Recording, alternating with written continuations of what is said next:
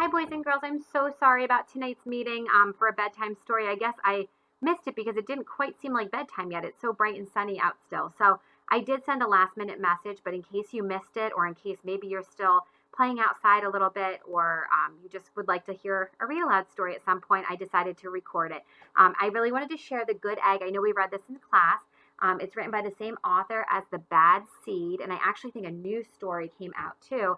But I thought that this fit in nicely since this week we're talking about how we can be helpful and help around the house. This kind of fits in. And also next week we're going to be talking about being a good citizen. So it kind of goes well with both of those topics. So the authors, Jory John and Pete Oswald. Okay, and again, it's called The Good Egg.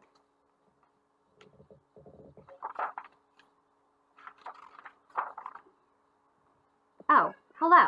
I was just rescuing this cat. Know why? Because I'm a good egg. A very good egg. And I know all of you are good eggs. It's true. I do all kinds of good things, like I'll carry your groceries. I'll water your plants. I'll change your tires. I'll paint your house. If you need any help whatsoever, I'm your egg. I've always been a good egg. I've been this way from the start, even in my earliest days. Back at the store, there were a dozen of us living together under one recycled roof. There was Meg and Peg and Greg and Clegg and Shell and Shelley and Sheldon and Shelby and Egbert and Frank and other Frank. The other 11 eggs weren't on their best behavior. They weren't exactly good. They ignored their bedtime. They only ate sugary cereal. They threw tantrums. They cried for no reason. They broke their stuff on purpose. Meanwhile, I tried to take charge. I tried to fix their bad behavior. I tried to keep the peace because I was a good egg. A very good egg. Nobody seemed to care, though. Every night I was exhausted. My head felt scrambled. Then one fateful morning, I noticed some cracks in my shell. Yikes! They were everywhere. My doctor said it was from all the pressure I was putting on myself, the pressure of making sure everybody was as good as me. I was cracking up. Literally, something had to change. I had enough. Okay, so the good egg is worrying because he feels that all the other eggs are misbehaving. So it's making him feel badly.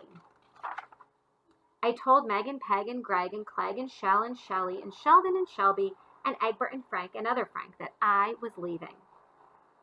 I can't be the only good egg in a bad carton, I said. Blah, blah, blah, they replied. They don't seem like very good friends, do they? I left that night. I wandered from town to town. The hours became days. The days became weeks. I lost track of time. I was alone. Out there on the road under the stars, I really tried to focus on myself and what I needed. I took walks. I read books. I floated in the river. I wrote in my journal. I found simple moments to be quiet. I breathed in. I breathed out. I even started painting. For once, I found time for me. So the good egg is practicing some mindfulness, right? Focusing on himself and not worrying about the other eggs. And guess what? Little by little, the cracks in my shell started to heal. My head no longer felt scrambled. I started to feel like myself again. There he is practicing his mindfulness, worrying about himself, not worrying about the other eggs. So I made a big decision. I'm returning to my old carton and my friends. Besides, I'm kind of lonely out here. This time I know what I need to do. I'll try not to worry so much. I'll be good to my fellow eggs while also being good to myself. Here we go. Back to the farmer's market. Everybody missed me. I missed them too. Hello, Meg. Howdy, Peg. Hey, Greg. Greetings, Clegg. What's up, Shell? Aloha, Shelly. Hey-o, Sheldon. Hi, Shelby. Good day, Egbert. What's happening, Frank? Howdy do, other Frank. Sure, every once in a while, somebody's still a little bit bad. But it's not like before. Here's what I realized. The other eggs aren't perfect, and I don't have to be either. I'm okay with that. Yep, the old carton is back together. We're a solid dozen again. It's good to be home. You can see they're still doing some naughty stuff, but he's not worrying anymore, okay?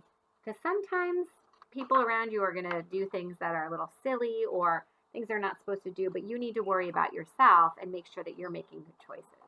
So I hope you enjoyed my story, The Good Egg.